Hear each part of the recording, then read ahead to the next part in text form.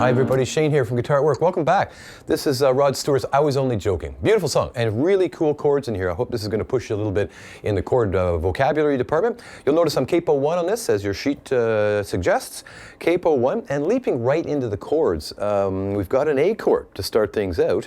The neat thing about this, you're going to hear a line, an inner line in the chord moving. Let me sketch these chords quickly and then we'll go through them very slowly. Check this out. A major 7, A7, to this fancy D, I'll call it D add 9, D minor slash A, special one, not your normal D minor, and here's an A, and here's an E, and to an A. So what's going on there? The middle voice, in this case in the G string here for these chords, A is moving backwards. When you go A major 7, it's only one note changing. And then A7, it's moving further to the left, I'll call it, and then it goes to this guy. So that's that beautiful inner line in the chords moving along. That's what the ear is kind of picking up on in there. If that doesn't leap out at you, don't worry, no big deal. Slowly through those chords. Here's an A chord. Let's get a good close-up of that. I like my A that way, 2, 3, and 4. Lots of other ways to play it that are just as good. Here's an A major 7. You have a picture of it there. There he looks like that. And A7, I'm going to get rid of that first finger. That's all you have to do. Go. This D add 9 here, D add 9 is a little trickier. I'm the 4th fret from the capo. The capo is now 0, right? So 1, 2, 3, 4th fret with my ring finger here, D string, 2nd fret on the G string, 3rd fret on the B string right there. There we go, and you still use the A string bass. You'll see that little open circle on your diagram there. Now this D minor, or D minor 9 here, D minor add 9 I should call it. There you go. That's the 3rd fret, the 2nd fret, and the 3rd fret as well. We're always keeping that high E string open. And we're heading back to an A chord here. Finally to an E. And back to an A. Good. You may have to shut the video off right there and just sketch through those chords to get the hang of them. Probably the toughest one, if it's new to you, is getting to this D add 9. It's not the easiest fingering for sure, but you might practice just isolate A7 to D add 9. A7, D add 9 here, and A7, round and round. It's a great way to practice. And then, if you notice from D add 9 to the upcoming D minor add 9 here, it is just that. Your first finger can stay in his spot there, and you just kind of flip your 2nd and 3rd fingers around. Any little connection you can find is going to help you for sure. There we go. Now, again, shut her down right there if you have to and run through those chords. Let's take a look at the strumming pattern for each of those. It's that old pattern again. Again, when we introduce a strumming pattern, it's kind of capturing the spirit of the whole thing. It's not to say there's not other things going on in there, but it's a great way to start and then chase some of the embellishments you hear later on or some of the flourishes in there. I'm going to start on an A very slowly. Down, down, up, down, up. Let's do that again. From A, 3, 4, it's going down, down, up, down, up. Good. Now A major 7, let's take a second to change chords there. A major 7, let me count you in. 3, 4, down, down, up, down, up. There we go. Gonna get rid of that first finger. Gives me an A7. Right here it is. 3, 4, down, down, up, down, up. Okay, now D add 9. Take all the time you need here. 4th fret, 2nd fret, and 3rd fret. There we go. Hopefully you're on there. Let me count you in. 3, 4, going down, down, up, down, up. There we go. Here's your D minor add 9 right here. Flip those 2nd and 3rd fingers around. 3, 4, down, down, up, down, up. And heading to a regular A here. Down, down, up, down, up. And here's an E. Down, down, up, down, up. Back to an A. 3, 4, down, down, up, down, up. Great. Now, if you're feeling pretty good about that, let's take it through the progression slowly. If not, just shut the video down and practice that really slowly. And here we go. Here's the top through a verse. 3, 4. A, down, down, up, down. A major 7, down, down, up.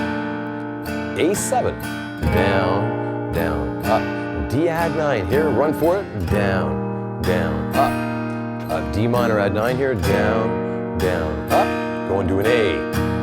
Down, down, up. Here's an E coming. Down, down, up. And back to A. Down, down, up. Gonna do that again. Starts again right here. A, down, down, up. A major 7. Down, down, up. A7, down, down, up, D add 9, big leap here, down, down, up, D minor add 9, coming down, down, up, regular A shape, and down, down, up, here's an E, down, down, up, and back to A, down, down, up, down, up. Now it'll do that a few times before it hits that first chorus. The chorus, you're going to see some brackets of D, E, back to A, then D, E, bracketed, F sharp. As you may recall on my charts anyway, stuff with brackets gets half the value. So in this case, it's going to be 2 beats each. Running to the chorus here, I'll go D, 2 beats, down, up, down, up. I'm going to dispense with that fancy pattern, and when it's 2 beats, I'm just going to go down, up on each of those. So it's going to be D, down, up, E, down, up, down, up. Now A with the fancy pattern, down, down, up, up. Second line of the chorus, D, 1 and 2, E. Now F sharp minor, sorry about this, but I hope you're okay with the bar chord. There's your 2nd fret bar chord, and you'll kind of see an E minor type shape here on the 4th fret, and then you're barring your first finger is like a capo, barring that 2nd fret. I like to put my middle finger on top of my first finger just to help me squish that guy down. He gets a full 4 beats, down, down, up, down, up. Now we're heading to a D again, down, down, up, E, down, because they're bracketed. And here's your A, full pattern, down, down, up, down, up. I could never win as a lyric, and then B minor, 2 and 3. Now, you can just sit on B minor and do the pattern, but there's a really cool little fill you'll find on your on a separate page there, where we're here. We abandon the B minor, and I'm going to go 0, 2, 4, 2, 0, 2, 0. Now you'll see an A and some arrows. Just hit your A. So let me take it from the second last line of the chorus. The lyrics are, what kind of fool was I? It'd be D for 2, E for 2. Here it comes, 3, 4, D, fool, E was A. Now fancy pattern on A. B minor, here it comes. I could never win. Now look at this. Here it comes.